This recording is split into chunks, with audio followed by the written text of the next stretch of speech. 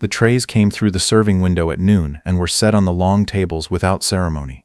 Meat, potatoes, bread. A ladle of something brown poured over the top. The smell was warm and real. The American cook stepped back and waited. The German prisoners looked at the trays, then one of them pushed his away. Not violently, not dramatically, just a quiet, deliberate slide across the table. The man beside him watched it happen. Then he pushed his own tray away. Then the next man, then the next. The cook stood at the serving window and counted 18 trays, every man at the table, not one of them eating. He looked at the guard. The guard looked at him. Neither of them had instructions for this.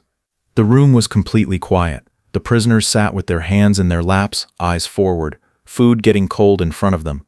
They weren't protesting loudly. They weren't demanding anything. They were simply not eating, and the stillness of it was somehow harder to read than anger would have been. The cook picked up his ladle. He set it down again.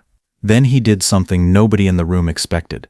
He didn't call the officer. He didn't raise his voice. He walked out from behind the serving window, crossed the mess hall, and sat down at the end of the table. He looked at the nearest untouched tray. Then he looked at the man who owned it. He said, in English the man didn't understand, "Tell me what's wrong with it." The camp had been open for 5 weeks. It sat on the edge of a small town in rural Georgia, a converted granary with long wooden buildings and a yard that baked in the October sun in a way none of the prisoners had anticipated. They had expected America to be cold. It was not cold. There were 18 of them, all men, all captured in the collapse of the Western Front in the final months of the war. Former infantry, mostly, young men and older men mixed together in the way that happened when units broke down and whoever was left got put on trucks and processed through. They had arrived on a Tuesday, been assigned bunks, been given schedules, been shown where the wash basins were. The first 2 days had been quiet. The food had come and been eaten without comment. Not happily, they were not happy men, but without resistance. Whatever they had expected from American captivity, the first 2 days had not produced it. Then the third day arrived, and something changed. Nobody had agreed to refuse the food. There had been no meeting, no discussion, no vote. It had simply happened the way certain things happen in groups when the conditions are right. One man pushed his tray away and the others followed, each making his own decision in the space of a few seconds, the decision spreading down the table like a current. The man who had pushed first was a former sergeant named Brandt. He was 41, the oldest in the group, a butcher from Bavaria before the war. He had a particular quality, not authority exactly, but a kind of solidity that made other men wait to see what he did before doing anything themselves. He had not planned to push the tray. He had looked at the food and thought about something he could not fully articulate, something about what it meant to eat the food of people who had defeated you, and then his hands had moved before his mind had finished the thought. He sat with his hands in his lap and looked at the wall and did not look at the cook who had come to sit at the end of the table.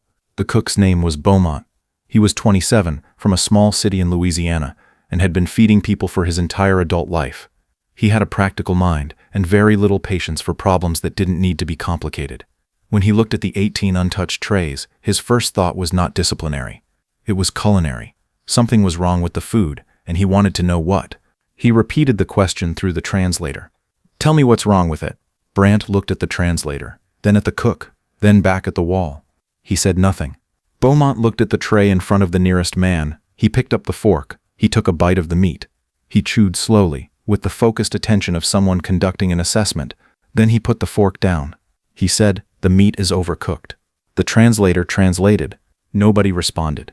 Beaumont said, "The potatoes are fine. The bread is fine. The gravy is too thick." He looked at Brandt. He said, "Is that it? Is it the meat?" Brandt looked at him for a long moment.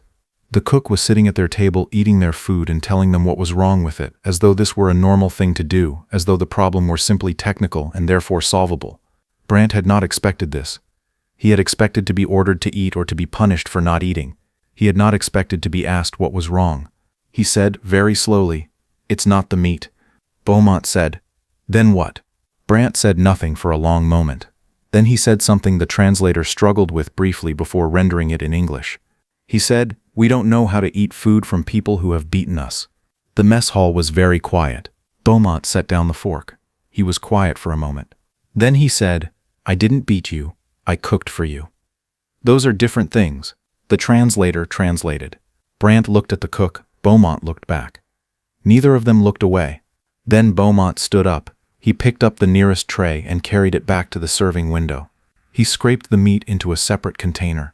He came back with the tray, potatoes, bread, gravy, and set it in front of the man who had refused. He said, "Eat what you can." He did this for every tray, carried it back, removed the meat, returned it. 18 trays. He worked methodically, without hurry, without expression. The guard watched from the door and said nothing. When the last tray was back on the table, Beaumont returned to the serving window. He said to the translator, "Tell them tomorrow the meat will be different." The translator translated. Nobody ate immediately. They sat and looked at the trays in front of them. Potatoes, bread, gravy, and the silence continued for another minute, maybe two.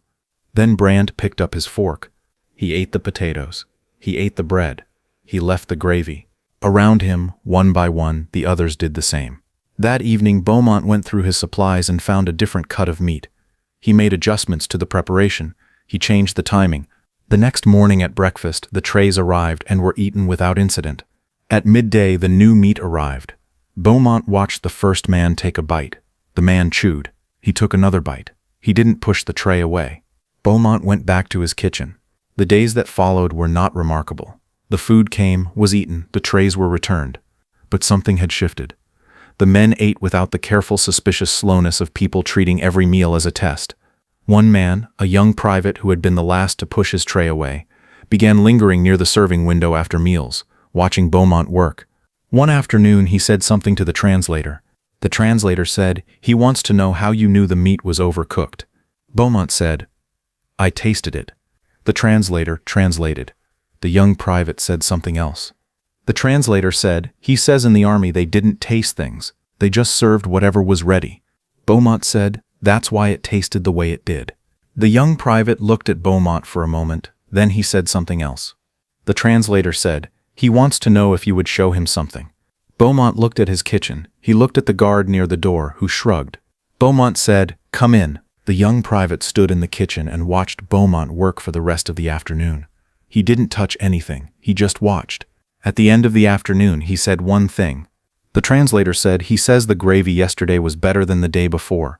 Beaumont said, "I used less flour." The young private nodded. Then he went back through the serving window. That evening, Brant sat at the long table after the meal was over.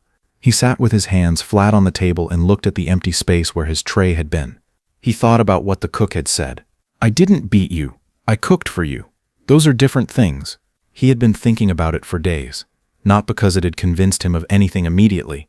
Conviction was not something that came quickly to a man who had spent 4 years being certain of things that turned out to be wrong.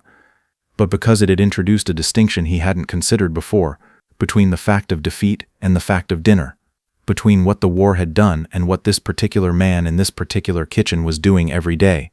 They were not the same thing. He got up and went back to the barracks. Outside, the Georgia evening was warm and the perimeter lights were on, and somewhere in the kitchen, Beaumont was already thinking about tomorrow's menu.